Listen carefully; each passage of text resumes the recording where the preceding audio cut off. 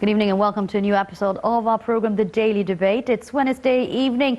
I'm Yasmin Bakir. Tonight we're going to be talking about the 8th Tripartite Summit that took place earlier today in Cyprus between the Egyptian President Abdel Fattah el-Sisi and the President of Cyprus, Nikos Anastasiadis, and Kyriakos Mitsotakis, the Prime Minister of Greece. And this is the 8th round of the Tripartite Summit, and this summit comes within the framework of cooperation mechanism, which brings together these three countries in order to deepen the distinguished relations among these three countries, and also gives the international community a model for success international relations on all levels.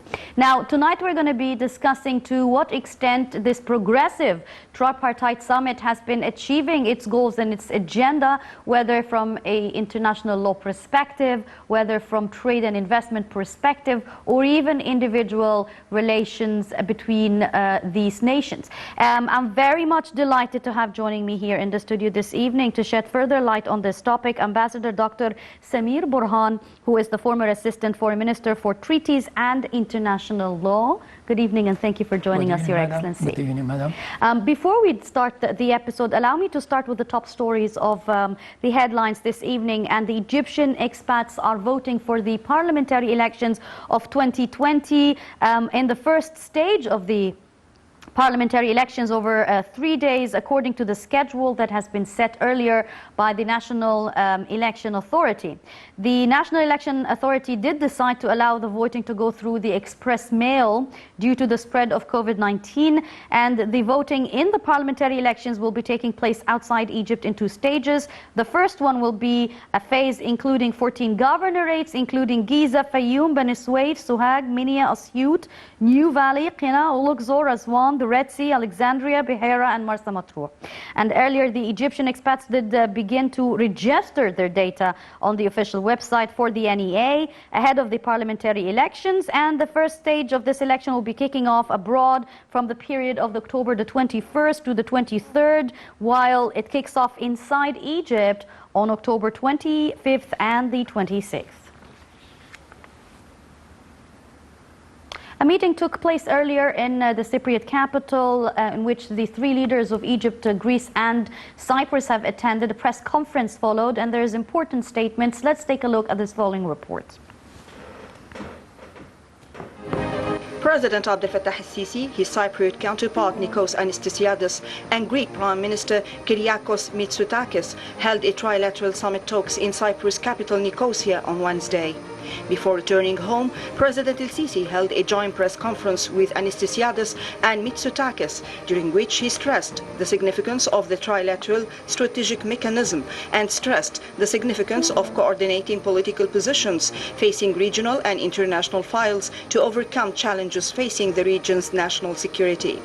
The head of state reiterated that the foundation agreement of the Middle East Gas Forum is important to coordinate the cooperation among the 3 countries. He added that Egypt, Cyprus and Greece represent a successful model for the maritime demarcation to benefit from the available resources, especially gas and oil. For his part, the Cypriot president affirmed that Egypt is a significant partner for the EU and a main factor to establish stability in East Mediterranean region, asserting that their trilateral ties are not targeting any country but aim at enhancing their cooperation.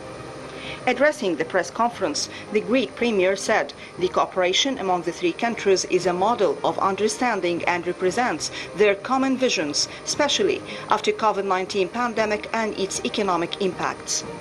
Mitsotakis accused Ankara of unfounded claims of control and imperialist fantasies in the Eastern Mediterranean, with aggressive actions from Syria to Libya, from Somalia to Cyprus and the Aegean to the Caucasus. He charged that Ankara had been using extreme rhetoric and taking unilateral and provocative actions while ignoring international order, as well as appeals for dialogue from the European Union, Russia and the United States. Concerning the Libyan file, Mitsotakis stressed that the political resolution must come from Libyan people themselves without any foreign interference. Ahead of the talks, President El-Sisi met with Anastasiades, who expressed his appreciation for the president's visit and the profound bilateral ties developing in various fields.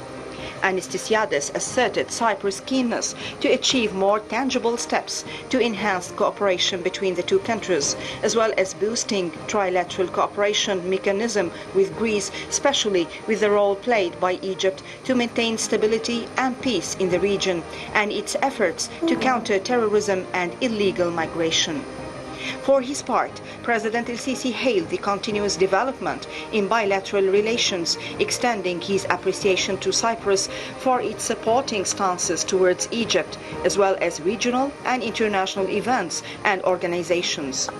The two leaders stressed the importance of continuing implementation of joint projects within the framework of the trilateral cooperation to be a model to follow in the coordination and consultation reflecting distinguished Egyptian-Cypriot ties.